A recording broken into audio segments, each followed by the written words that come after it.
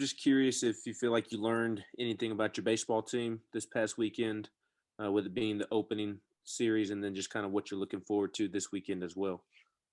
Yeah, I mean, always looking forward to competition. It doesn't matter if it's SEC team or not, but when it is, it's got a little something to it because it's going to count on your conference record, and also those are your consistent opponents. So we're definitely fired up for the next opportunity we have to play. But for now, there's business to attend to. Get home tonight, get some food in your belly, of course, first, and then get home.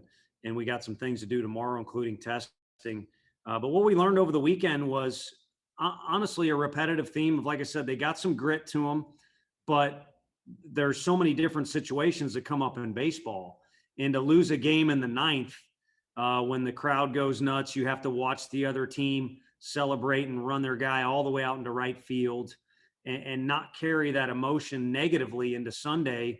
I think they used it as a little bit of motivation. Hey, we were right there. We need to finish off win number 2. But really, I think it was almost a wipe the dry erase board clean and just have a good focus, but also be loose to you is kind of what I saw on Sunday. And so more of the same of what we've seen, but I guess on a grander stage being SEC play. And for the first time, we had to do it after losing a game like that. Tony, you guys have really been swinging the bats well. 13 runs again tonight. Just how important is that when you go into a series with a team like LSU, with a starter on Friday night like Jaden Hill?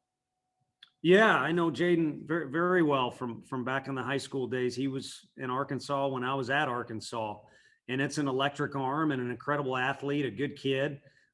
So you want to have your mentals about him when you get in the box. There's no doubt about it, because regardless of your skill level, his is at a very high level too. So you're going to have, a pretty good clash there. So the mentality piece is huge. And I think it's good to have the bats, going for, relieve a little stress on the coaches, but also get guys feeling good about where they're at and not questioning themselves. That doesn't mean you got to get a hit every time. Like we mentioned, Jarrell was one example of a guy who put together a bunch of at-bats, but didn't have a crazy, sexy stat line or anything like that. But to be comfortable in the box is important. If you got too many guys in the lineup that are questioning what's going on, then you kind of have some iffy situations. And we had that early in the game, early in the season. But I think we've pushed through that. And maybe some of those guys today showed that we've got a little more of a Rolodex of options on offense. We'll go to Gustavo and then Nicholas.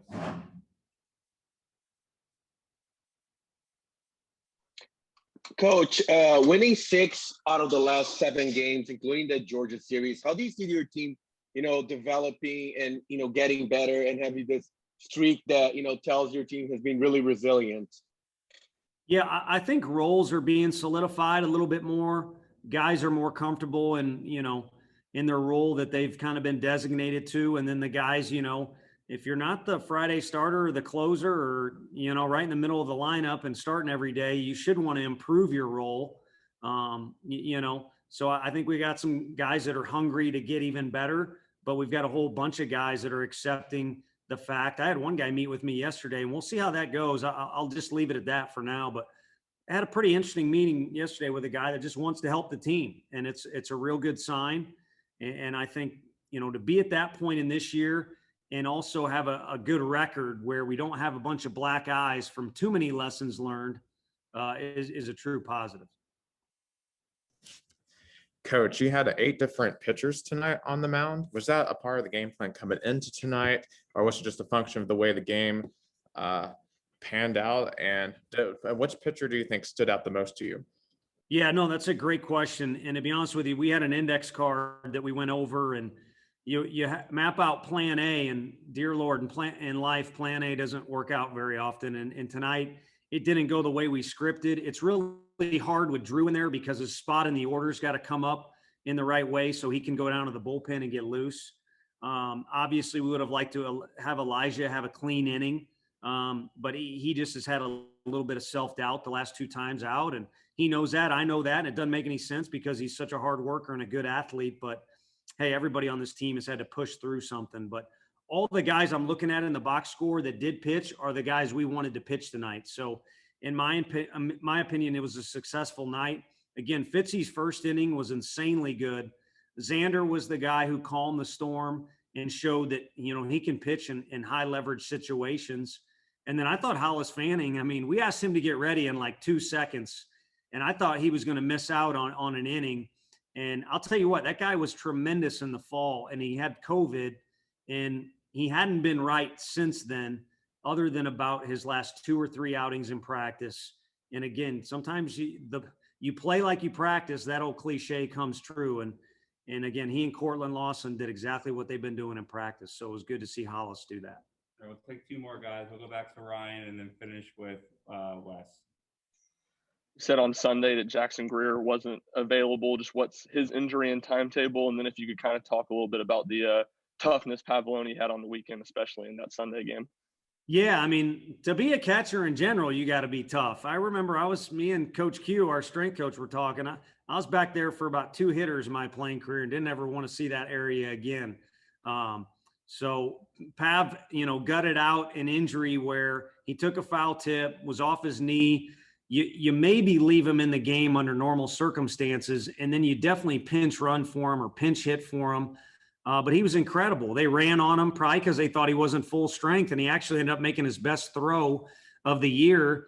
And I think if anything, Pav's been that guy that's trying to carry the team, and he has so much want to in him that, that injury might have distracted him a little bit.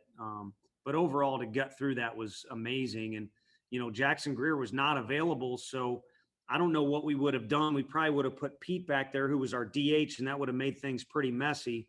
But Jackson will be available sometime soon. He got checked out by the doctors when we got back to Knoxville. Right now, just tendonitis. They've got fancier words, but something that falls under that umbrella. So he'll be back soon. And Pete showed you he can do it back there if we need him to. So it's a good deal to have 3 options, and just would like to see everybody at 100%.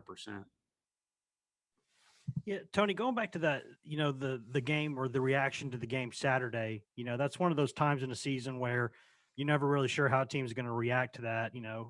How was your message to the team after the game? Was it more of a calm everybody down thing, or kind of a rattle some cages thing because of the way that one got away? Yeah, it was try and calm myself down. And then it was, just a firm message because you got the blood boiling going and you're a little frustrated. I mean, I think if we make 1 of 2 plays defensively, we're out of that deal. And then, the kid's up, 0-1 and a little bit of a free swinger. And I'm not so sure if we hit our spots or don't throw them a strike. So you're so close.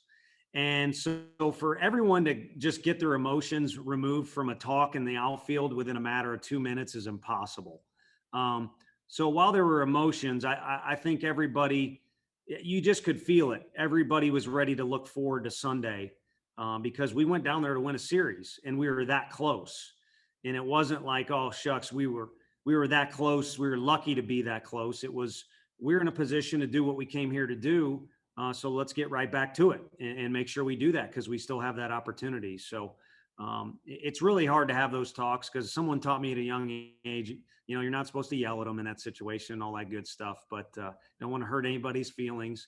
But it was a stern talk, but at the same time, hey, just turn the page. I mean, you throw all the cliches at them, but ultimately what goes on in that hotel and on the bus that I'm not even, well, I guess I'm on one of the buses, but there's more time there with each other.